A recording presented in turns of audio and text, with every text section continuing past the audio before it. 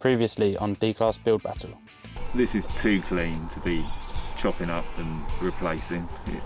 It is sacrilege for what would be a future classic.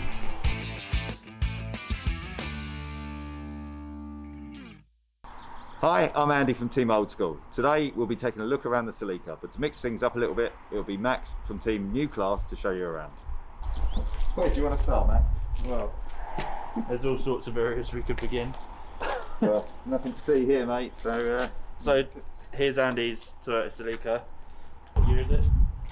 2001. 2001, so it's a little bit newer than our car. The weather's taken its toll on this, which you can clearly see it's lived outside for a while of its life. I think Andy said it's been still for about 16 years, is it? It was built 16 years ago, it's been standstill for 12. So yeah, hasn't been MOT since 2009 and it is showing that. From what I've heard, these wheels are quite a rare piece. They're quite sought after, but I don't think they will be in this condition, will they? So as you can see, the car's got a APR wide body kit installed, which as of the time was considerable amount of money and quite rare. I think there was only 3 or so in the country at the time, and this one's lasted up until now, which shows off the craftsmanship of whoever installed the kit originally, because it has stood the test of time.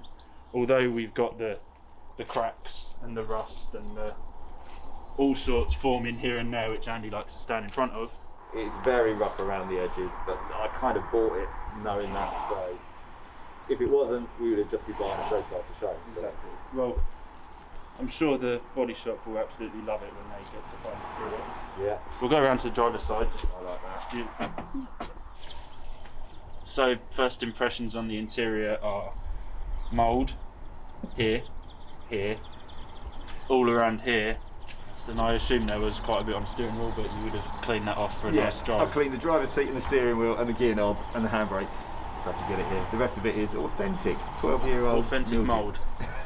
So looking into the car, I might get in. There's all kinds of max power remnants going on. We've got lovely gauges in what would have been the air vents to nice cool you down, but they're not needed anymore.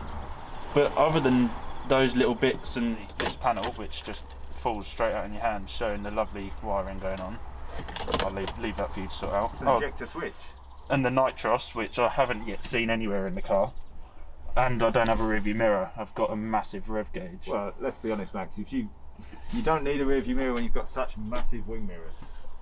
But this is definitely not a car that I fit in very well. I can tell you that. My head's on the roof.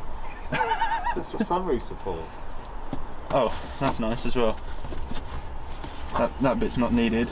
That's a quality Jap trim, I'll have you know. Should we have a little look? Oh, nice. Some nice centre caps there. Doing the normal scene thing of taking them off so you don't lose them. Let's have a little listen to the beast of the big fast engine that Andy hoped for. that would have been great if it didn't start. We'll have a little look under the bonnet, if I can find where you get into the bonnet. It's a Jap, it'll be over here. There it is. The confession is that I've only just learned that this is not the 190. It's actually the 140. Would that have changed my decision in buying it? No, because we bought it really because the kit's already installed. But it's going to make it nice to show off the smaller engine, isn't it? You've got me there. From what we could hear when we were revving the car, there's an intake which has been thrown on, and other than that, it sounds like when I have a McDonald's milkshake and I'm trying to get the bit out the end. Other than that, it looks pretty standard under the bonnet, because it obviously battery's not held in. Battery's not held in the slightest. That was on the MOT advisory. But that's pretty much the engine bay, apart from the fact that they didn't paint it when they painted the car, and it's got mould and rust everywhere. But that just suits the rest of the car, doesn't it? Well, that's it. It's in keeping with the rest of the car. Like, I mean, the mould and mildew and the moss is all. It's all the M's. It's all you need. Yeah, quite frankly, obviously, an unpainted engine bay is very 2004 or so, any of that sort of old Max Power era. Shut, no one cares. In the same way as the piddly little brakes as well. I'll beat you to it on that one, Max. Oh, massive wheels. You can have a little look at them down there. Tiny brakes. That's biggest. That's very period correct. the backs are even funnier if you look at them. It's like, why did they even bother putting any on there?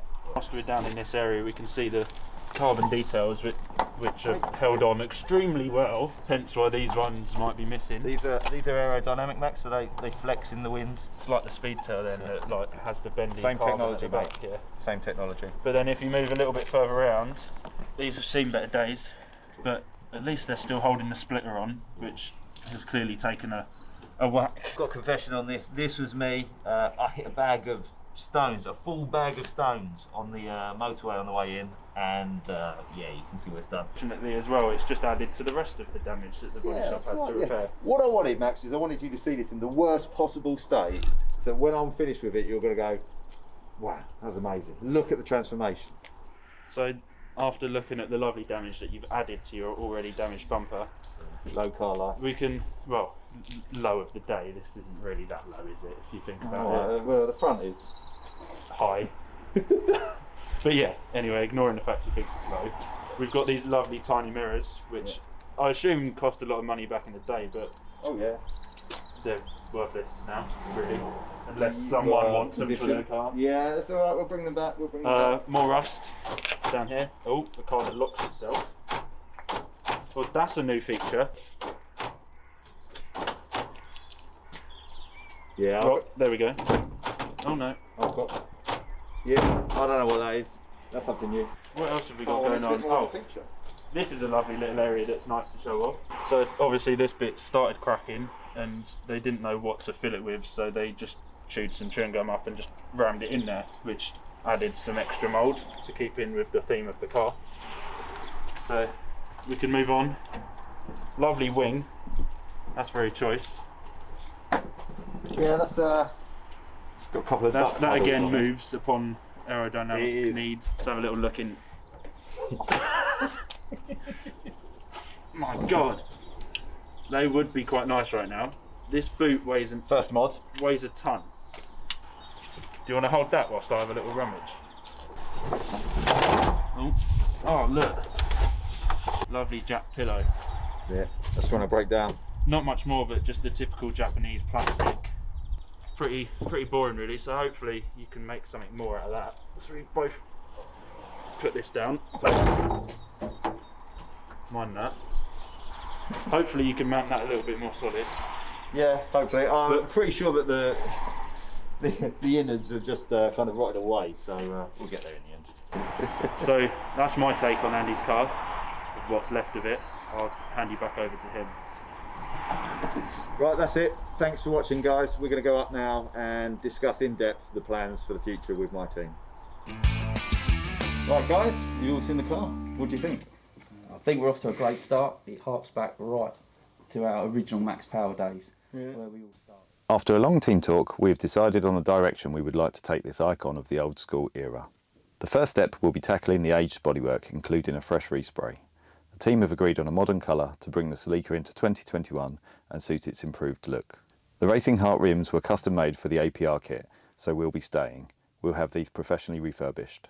Budget dependent, we hope to install a front and rear big brake kit to fill the wheels. A custom interior will be made from scratch, starting with an alternative pair of front seats and a unique boot build with plenty of trick toys and audio. Finally, to bring the car up to D-Class show standard, we aim to customise the engine bay and carry out further modifications such as an exhaust system, headlight upgrade, carbon fibre additions and a new coilover setup. That's it, boys. Excellent. Cheers. Good job. Thank you, boys. Take it easy. Next time on D-Class Build Battle, we begin the strip down of both project cars. Well, that's it for this episode. Thank you for watching. Please like, share and subscribe to this channel for all future episodes of the series.